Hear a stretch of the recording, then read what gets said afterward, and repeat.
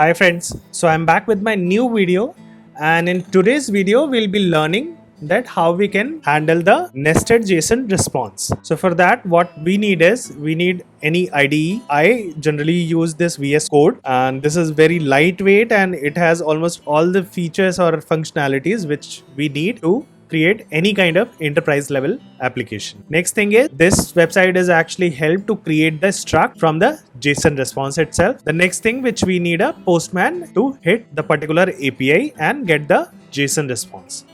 So friends, today I'll be using this API for my demo. So once I click on this endpoint, this is the response which we are getting. So now if we take any tag, say for example, if I take this issue type, so under this issue type, a lot of objects are coming. So basically the array is coming, and array under this array there are multiple objects which are coming. So in today's video what we'll be learning is that how we can read all these objects one by one and perform any kind of operation. So basically for today's video I'll keep it simple. We'll just be printing all the values or any single value which is mentioned in this object. So let's start. So I already hit this API and this is the response which we have got. So what we need to do is simply copy the complete response and go to this website, paste, and then on right side you will see the complete struct has been created. So I'll copy this struct and then we'll go to our editor. So the very first thing which we need to do is we need to basically define the package main, and then we'll be pasting this struct, and this auto generating I'll be replacing with some meaningful information, project DT. And just to make it simple, I'll be removing all the information which is not required. So component we can keep it, it is not taking much space. Issue type we'll be reading, so we'll be keeping it. Version, role, avatar, all these information I'll be removing. So I have kept this particular struct short and simple. So now next thing is we need to define the main function. So this would be the entry point of my code. So we need to mention this function name as main only. Now next thing is we need to write the code, so which will be calling the REST API.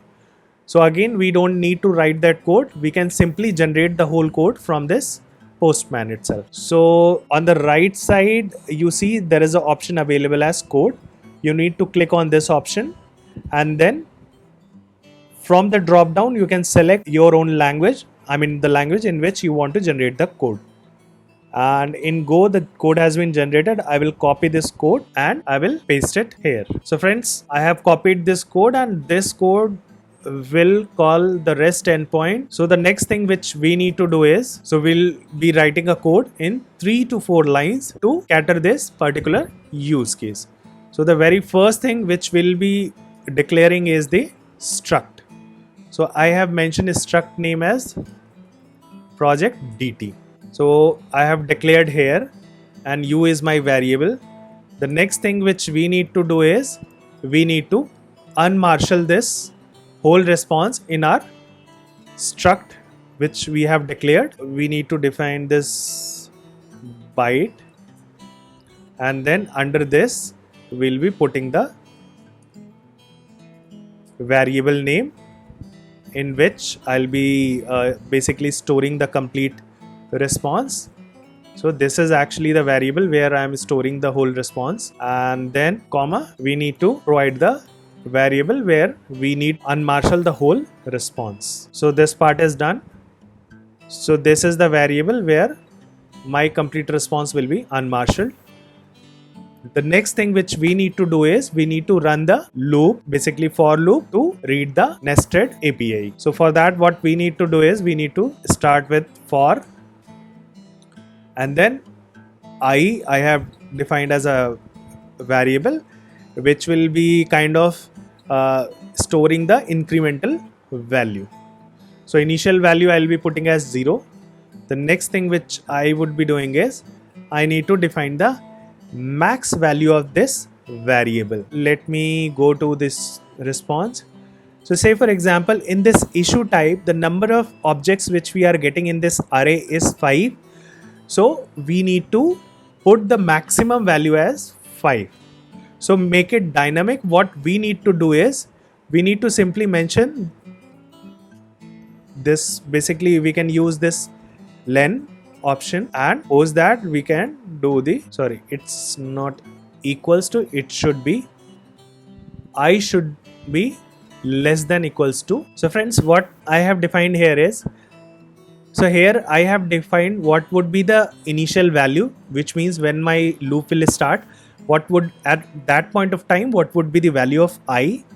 And then after that, in next condition I have defined is that what would be the maximum value after which my loop will stop.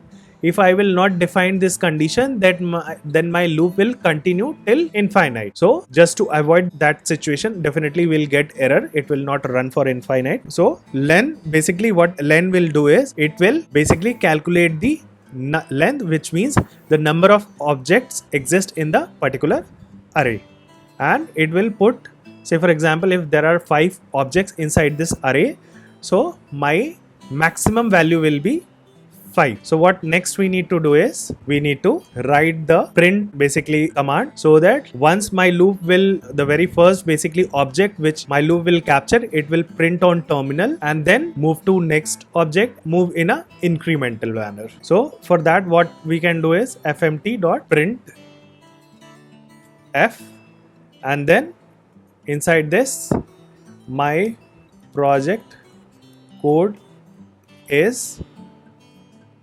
S and issue type is again S, and then both the S which we have mentioned here, we need to assign the variable.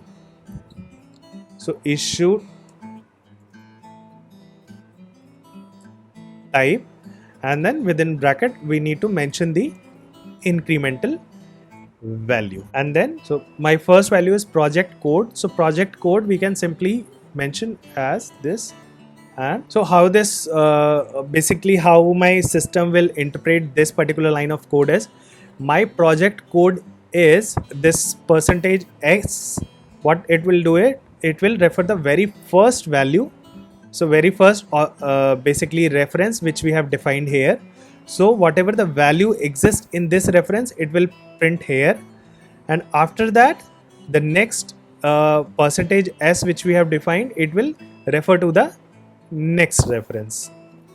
And here inside this I have mentioned because here my loop will be incrementing and will be reading the name of the next object. So say for example, if there are 5 objects inside this issue type, so in first loop here the value will be 0. So my loop will read the very first object which exists in the array, and similarly it will loop till this condition is satisfied. So now my code is completed.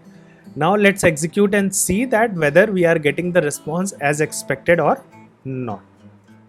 So what we need to do is go run main.go.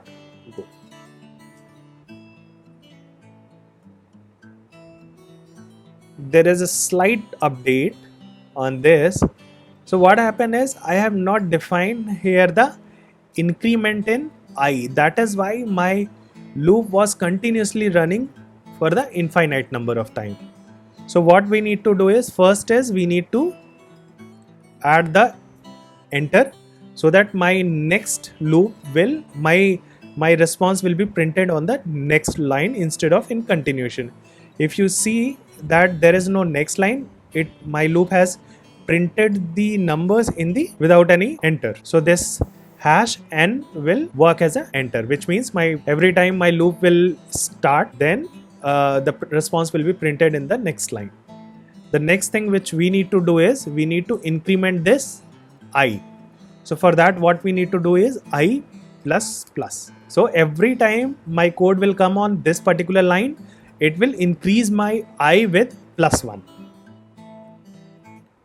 So let's first clear this mess and now execute the command. So friends, so if you see, my project code is SKP and then issue type is task. So let's go to the response and see that whether the correct information has been printed or not.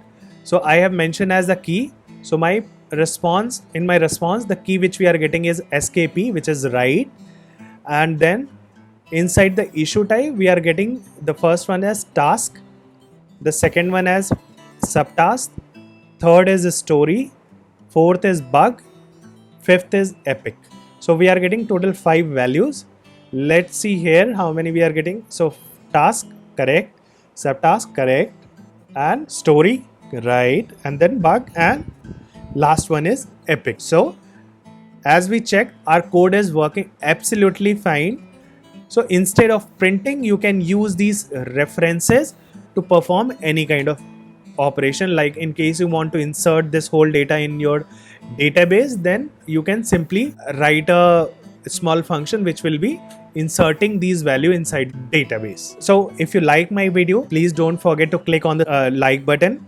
Please subscribe to my YouTube channel so that whatever the new videos I'll be publishing, it will be visible on your dashboard. And in case you have any query or you want to understand more on any of the line, then please put it on a comment section so that I can provide the further detail on those points.